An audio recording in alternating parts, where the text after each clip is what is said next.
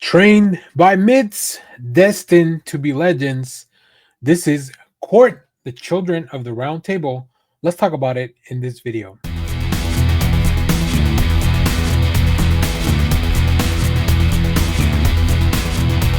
Hello, everyone. Dan here from the Next Issue Podcast. On today's video, we're going to be doing a review for Court, Children of the Round Table #1. This is a new book from DC Comics, written by Tom Taylor with art by Daniel DiNicuolo, colors by Rain Barretto, and letters by Wes Abbott.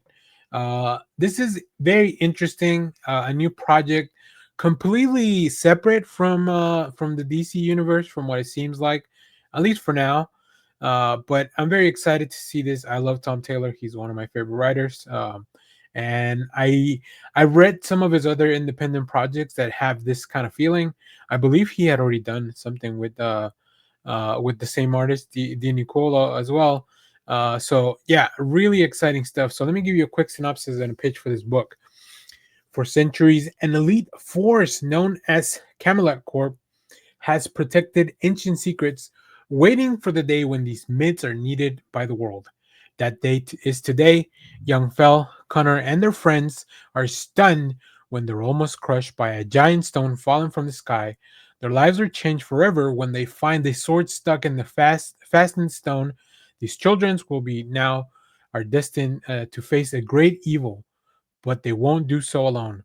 For these friends have been chosen to wield the ancient magical weapons, great weapons bonded to knights of legend, weapons that can talk, which is a trope that I really, really love in comics and manga and anime. Weapons that argue. With the evil Mordred's power growing, the fate of the world rests in the hands of the children of the Round Table. New York Times bestseller Tom Taylor and Daniel DiNicuolo team up to bring a new kind of hero to DC Comics. Yeah, this is really fun. I mean, this is Arthurian legend brought to life with these children.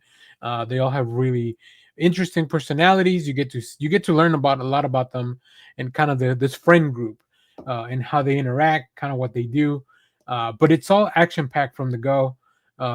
We get to see a really cool first page that gives you a little bit of insight into what may be going on.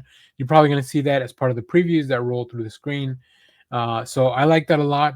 I think it makes for a very cool kind of all ages read, which is something that, a lot of these books are rated T for teen, but I believe this one is probably all A plus, so pretty much everyone. So this one is definitely recommended for the younger readers. I feel like, and I think this is the way that I'm going to read this. Before I get further into the review, this is going to be a really nice, like a young adult size book, or a middle grade book, because I think that's what this is really. It's truly going to be the best way to check this out. But I really like the story. I like the characters. They're funny. They're quirky. They're weird.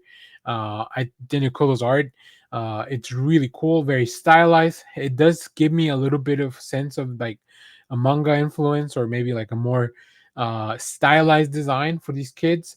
Where they have the big eyes, and it's stuff like that. Just really makes you feel like, oh, these are very cool kids that are gonna run into some very, very interesting problems very soon.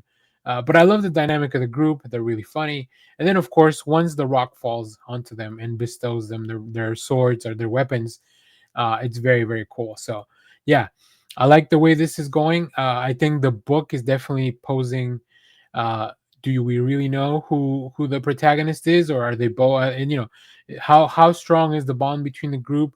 I think Fell and Connor have a little bit of a rivalry going on, which is also a very, very well explored anime trope, which I love too.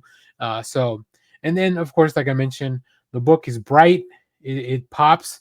It's very dynamic, and when stuff gets going, there are some really, really cool pages, like pulling the sword out of the stone, and everybody getting their weapons. A lot of really cool, almost like Sentai, like Power Rangers type of stuff. It's fun. It's great. They don't really transform, but I mean the way they get their weapons. So it all really works. I really enjoy this book. It's really, really fun. So highly recommended. Like I said, I think I'm going to be reading this in separate arcs, but I wanted to do a review for the first issue because I wanted to make sure that people were aware that this book was happening. So before we get out of here, let's take a look at some of the covers for this video. I think people have been enjoying me adding the covers to the video, so let's check it out. All right, here's the first main cover by the main artist, Daniel Dinicolo. Then we have a Dustin Wynn cover, which is really cool. Dustin Wynn, of course, has a very specific style. Little Gotham, you've probably seen it. This is kind of like that. Yeah, I like this cover a lot. And then, of course, we have another cover by Nicoletta Baldari, who's an artist that I'm not very familiar with, but this really works. It really captures as well the feel of the book. You get to see a little bit of a preview of the weapons that each of the kids are going to be wielding. So that's kind of cool. And then, of course, now we're back to the main cover. So let's go close out this video. All right. So there you have it. That is my assessment of Court Children of the Round Table #1. Like I said, if you have a young reader in your life, I highly, highly recommend they check this out. I think this is a great way to, get kids reading, get them into comic books, and then also kind of understand how comic books work. One thing I didn't talk about a lot, the lettering really makes it very easy to understand who's talking because the weapons are disembodied beings, so they don't really have mouths and stuff. So, yeah, it makes it very accessible for anybody, even somebody that's new to comics, to be able to understand what's going on. So, highly recommend you check this out. As always, thank you for watching, everyone. Remember to share, like, subscribe, hit the bell so you know when we go live. That is most Saturdays, 10 a.m. Central Standard Time. And stay tuned. We have our comic reviews, trailer reactions, TV recaps, all that fun stuff here in the channel. Thanks for watching, everyone. Bye bye.